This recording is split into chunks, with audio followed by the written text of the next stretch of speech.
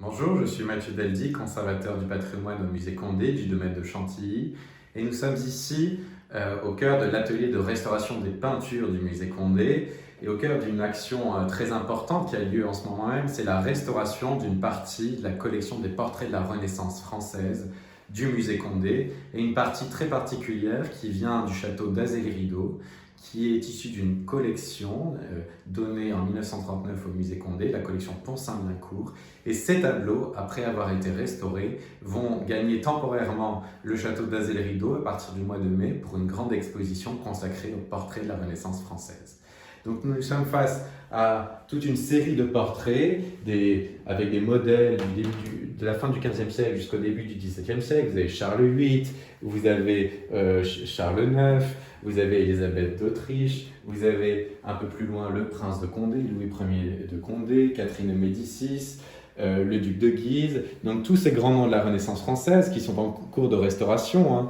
Ces tableaux ont été nettoyés, ils ont été décrassés, on a enlevé les repeints, ils sont en cours de masticage pour certains d'entre eux, pour qu'ils regagnent tout leur éclat en vue de cette exposition et ensuite de leur présentation au sein des salles du musée Condé.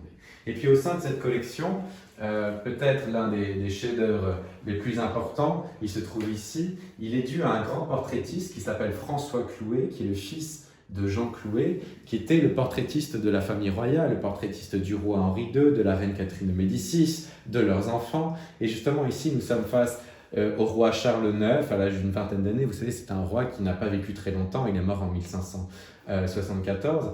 Et ici, ce qu'on voit, c'est le portrait à la française durant la Renaissance, avec cette formule très particulière d'un modèle vu en trois quarts, qui se détache sur un fond sombre, qui nous regarde avec ce jeu du regard pénétrant qui s'adresse directement au spectateur, et puis ce grand intérêt porté à l'habillement, aux costumes, aux bijoux, que ce soit masculin ou féminin. Ici, vous avez cette collerette qui est assez fabuleuse.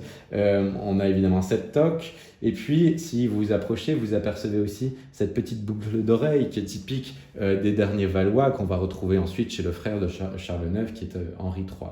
Si vous approchez aussi, on peut même apercevoir le dessin sous-jacent sous la couche picturale, et puis les repentirs entre la barbe et la collerette. Vous voyez la barbe qui se trouve en dessous de la collerette et qu'on peut vraiment apercevoir à l'occasion de cette restauration. On va aller voir la restauratrice Florence Adam pour se pencher sur un autre portrait de cette collection, un portrait dit d'Anne de Bretagne et de Louis XII, mais en fait qui ne représente ni Anne de Bretagne ni Louis XII.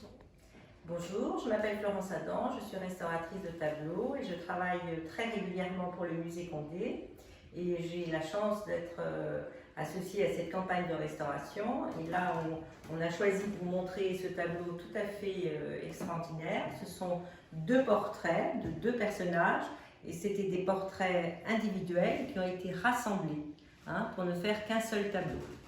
Alors, vous voyez le tableau en cours de nettoyage, donc vous voyez le portrait de la femme qui a encore des résidus d'un vernis très joli, et puis les fenêtres de nettoyage, ces grands rectangles où la peau apparaît beaucoup plus claire et on voit la palette colorée de l'artiste avec des tons très lumineux.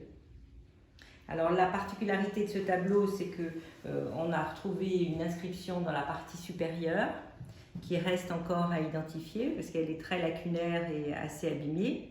Et puis on va faire une radiographie pour ce tableau également pour comprendre exactement où est le joint. Donc moi je l'ai déjà un petit peu compris, le joint des deux panneaux, il est ici, parce que j'ai fait des petits sondages. C'est ce qu'on voit dans la partie inférieure. Mais on va comme ça, on comprendra mieux ce qui s'est passé et reconstituer son histoire matérielle. Alors il y a quelque chose de particulier que je voulais vous montrer aussi, c'est que ce tableau a un parquetage. Vous avez peut-être déjà entendu parler de ce nom, ce vocabulaire, et c'est un espèce de parquet coulissant qu'on met au revers des panneaux pour les maintenir et faire en sorte qu'ils puissent bouger tout en étant maintenus. Et alors ici il y a un très joli parquetage ancien et qui a la chance de coulisser.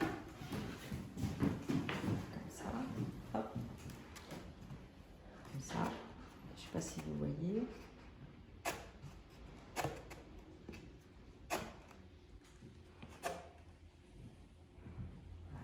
Voilà.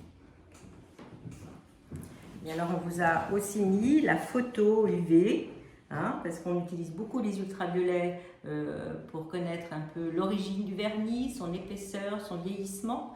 Et là, une photo UV a été faite en cours. Donc ce qui apparaît en vert, c'est les résidus de vernis, c'est donc ce que vous voyez en brun jaune.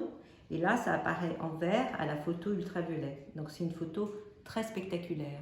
Donc ici, il n'y a plus de vernis, c'est ce que vous voyez là. Et là, il reste du vernis qui apparaît avec une fluorescence verte sur cette photo UV.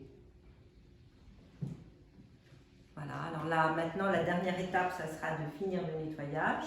Ensuite, il y aura un vernissage, un masticage et ce qu'on appelle une intégration picturale, c'est-à-dire c'est de la retouche des petits accidents. Et puis après, il y aura tout le travail que vont faire les conservateurs d'identification exactement des personnages, de qui s'agit-il, et voilà.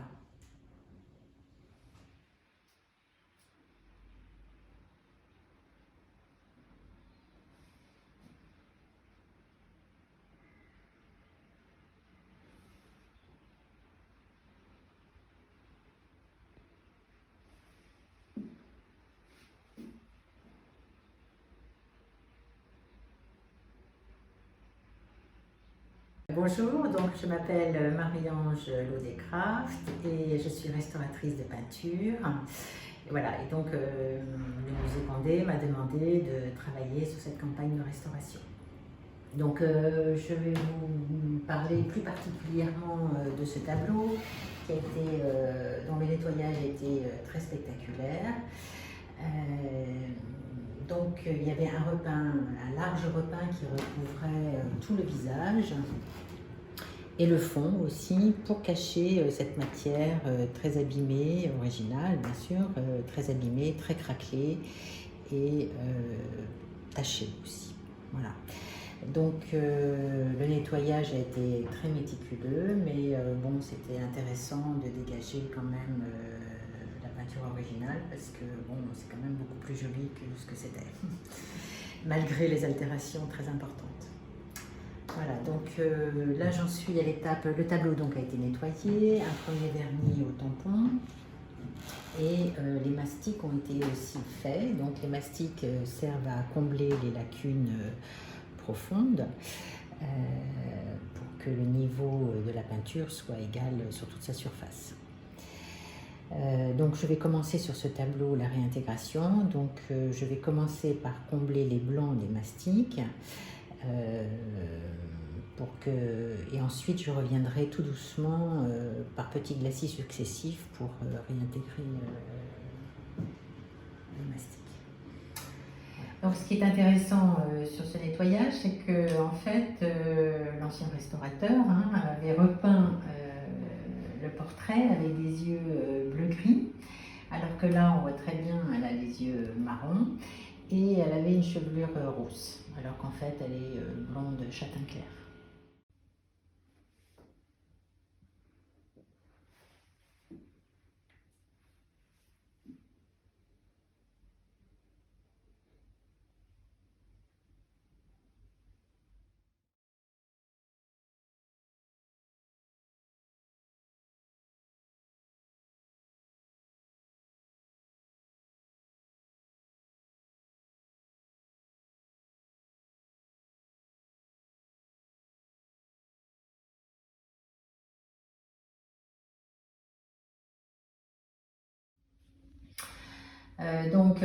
Maintenant je continue la réintégration de ce portrait.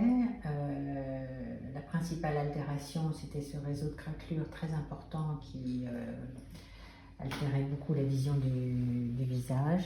Donc en ce moment je suis en train de mettre un léger filet clair dans les craquelures pour calmer ce réseau et donner une continuité visuelle au modelé.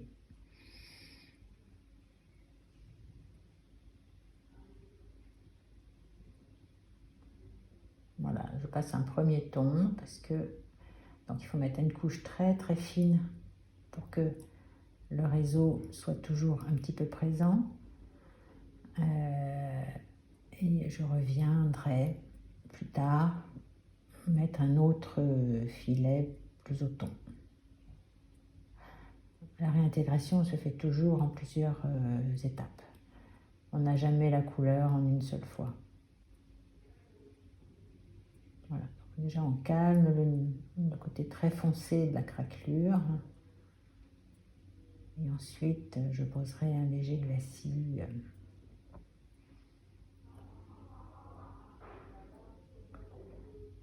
pour redonner le modelé aux joues.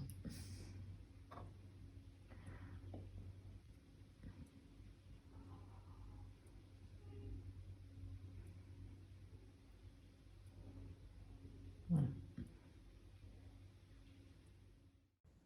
Voilà, alors on refait le geste.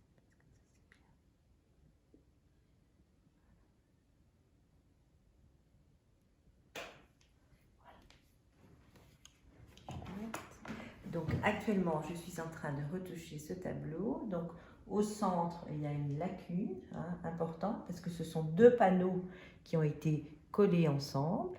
Et donc il y a une espèce de ligne verticale avec un mastic et je dois retoucher pour redonner une unité à cet ensemble. Donc vous voyez, il reste cette petite zone-là qui n'est pas encore retouchée avec un vert plus clair. Puis après, je mets ce qu'on appelle un glacis. C'est une couche transparente, colorée, pour retrouver la même teinte. Donc j'ai déjà fait toute cette zone et il me reste cette petite partie-là à faire.